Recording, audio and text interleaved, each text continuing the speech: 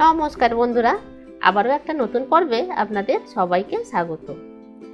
আজকের রেসিপি আমুদি মাছের ফ্রাই। সুন্দরবনের স্পেশাল এই আমুদি মাছের ফ্রাই বাড়িতে বসে যদি খেতে চান তাহলে এই ভিডিওটা কিন্তু শেষ পর্যন্ত দেখার অনুরোধ রইল বন্ধুরা।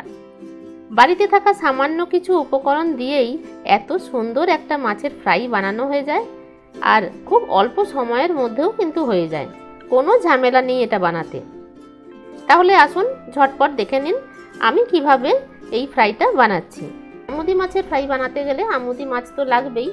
মাছটা খুব ভালো করে ধুয়ে পরিষ্কার করে নিতে হবে। আর আমি কিন্তু ওপরের মাথাটা কিন্তু বাদ দিয়ে দিয়েছি। এই মাথার মধ্যে বালি থাকে, তার জন্য খেতে কিচকিচ লাগে, তার জন্য মাথাটা আমি কেটে বাদ দিয়ে দিয়েছি। খুব ভালোভাবে কিন্তু ধুয়ে নিতে হবে। একটা বড় বাটিতে আমি নিয়ে নিলাম, এর সাথে কিছু মশলা আমি মাখাবো। দিয়ে দিলাম আদা বাটা, রসুন বাটা আর কাঁচা লঙ্কা বাটা, সাথে হলুদ, লঙ্কা আর স্বাদমতো লবণ দিয়ে মাছটা খুব ভালো করে মেখে নিতে হবে। আর এই মাখানো মাছটা রেখে দেবো আধ ঘন্টার জন্য। মাছের ফ্রাই বানাবো, তার জন্য একটা ব্যাটার বানাতে হবে। বাটিতে দিয়ে দিলাম 2 চামচ বেসন আর 2 চামচ চালের গুঁড়ি, অল্প লবণ, হলুদ আর কালো জিরে দিয়ে প্রথমে শুকনো অবস্থায় মিশিয়ে নিচ্ছি। তারপর অল্প অল্প জল দিয়ে ব্যাটারটা বানাতে হবে। ও আচ্ছা, এখানে কিন্তু আমি লঙ্কা গুঁড়ো দিতে ভুলে গেছিলাম, তাই লঙ্কা গুঁড়োটা এখন দিয়ে দিলাম। খুব বেশি পাতলা বা খুব বেশি গাঢ় আমি করব না, মাঝারি থিকনেস থাকবে, সেইভাবেই কিন্তু আমি ব্যাটারটা বানাবো। আর সব শেষে সর্ষের তেল আমি দিয়ে দিয়েছি। এই সর্ষের তেলটা যদি ব্যাটারের মধ্যে দেওয়া যায় তাহলে কিন্তু মাছের ফ্রাইটা খুব ক্রিস্পি হবে। এবার মাছটা আমি ফ্রাই করে নেব, তার জন্য গ্যাসে কড়া বসিয়ে দিয়েছি আর বেশ অনেকটা পরিমাণে সর্ষের তেল দিয়েছি। মাছের ফ্রাইটা আজ আমি সর্ষের তেলেই বানাবো। তো তেলটা খুব ভালো মতো গরম হয়ে গেলে এক একটা মাছ এই ব্যাটারের মধ্যে ডুবিয়ে গরম তেলের মধ্যে আমি ছেড়ে দেব। এইভাবে যদি মাছটা ঝুলিয়ে রাখা যায় কিছুক্ষণ, তাহলে এক্সট্রা ব্যাটারটা ঝরে যাবে।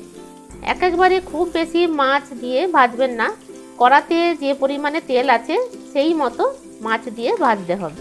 এক সাইডটা মাছটা ভাজা হয়ে গেলে আমি ছানটা দিয়ে উল্টে দিচ্ছি, আর অন্য সাইডটাও কিন্তু ভেজে নিতে হবে।